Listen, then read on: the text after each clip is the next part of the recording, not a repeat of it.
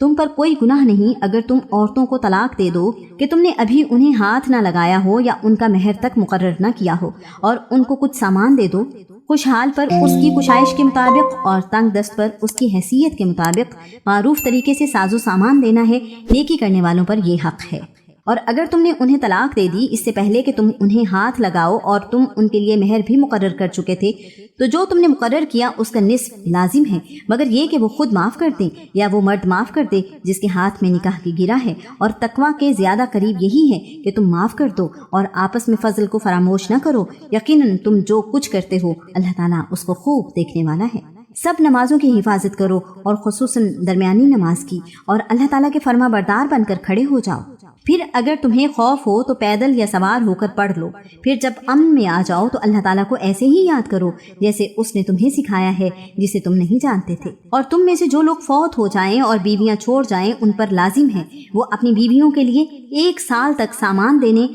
اور نہ انہیں نکالنے کی وصیت کریں۔ پھر اگر وہ نکل جائیں تو تم پر کوئی گناہ نہیں، جو کچھ وہ اپنے بارے میں معروف طریقے سے کریں، اور اللہ تعالیٰ سب پر غالب کمال حکمت والا ہے۔ اور طلاق یافتہ عورتوں کو معروف طریقے سے کچھ سامان دینا متقی لوگوں پر لازم ہے۔ اسی طرح اللہ تعالیٰ اپنی آیات تمہارے لیے کھول کر بیان کرتا ہے تاکہ تم سمجھو۔ کیا آپ نے ان کو نہیں دیکھا جو موت کے ڈر سے ہزاروں کی تعداد میں اپنے گھروں سے نکلے؟ تو اللہ تعالیٰ نے ان سے کہا مر جاؤ،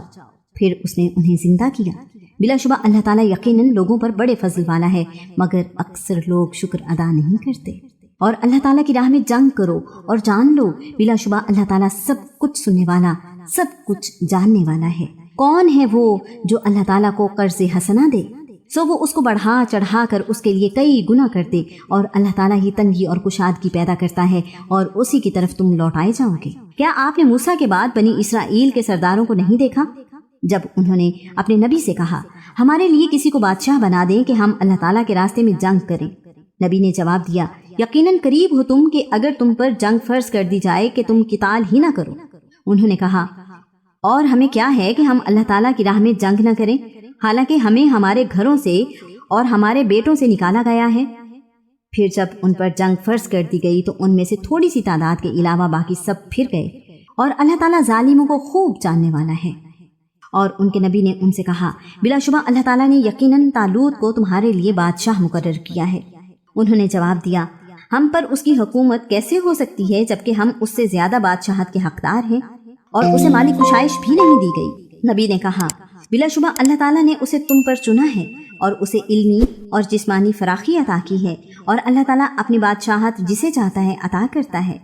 اور اللہ تعالیٰ بڑی وسعت والا سب کچھ جاننے والا ہے۔ اور ان سے ان کے نبی نے کہا اس کی بادشاہت کی نشانی یہ ہے کہ تمہارے پاس وہ صندوق آ جائے گا جس میں تمہارے رب کی طرف سے سکینت ہوگی، اور آل موسیٰ اور آل ہارون کی باقیات ہوں گی، اس کو فرشتے اٹھا کر لائیں گے۔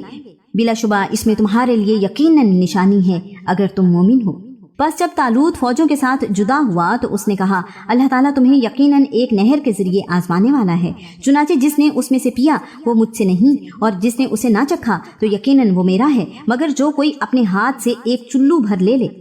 سو ان میں سے تھوڑے لوگوں کے سوا سب نے پیا، چنانچہ جب طالوت نے اور ان لوگوں نے جو اس کے ساتھ ایمان لائے انہوں نے دریا پار کر لیا تو انہوں نے کہا آج ہم میں جالوت اور اس کی فوجوں کا مقابلہ کرنے کی طاقت نہیں۔ لیکن جو یقین رکھتے تھے کہ وہ اللہ تعالیٰ سے ملاقات کرنے والے ہیں انہوں نے کہا کتنی ہی چھوٹی چھوٹی جماعتیں اللہ تعالیٰ کے حکم سے بڑی بڑی جماعتوں پر غالب آ گئیں،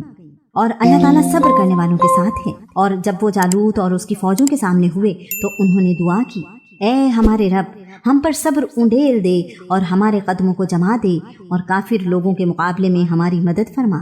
چنانچہ انہوں نے اللہ تعالیٰ کے حکم سے انہیں شکست دی، اور داؤد نے جالوت کو قتل کر دیا، اور اللہ تعالیٰ نے اس کو بادشاہت اور حکمت عطا کی، اور جتنا اس نے چاہا اسے علم بھی عطا فرمایا۔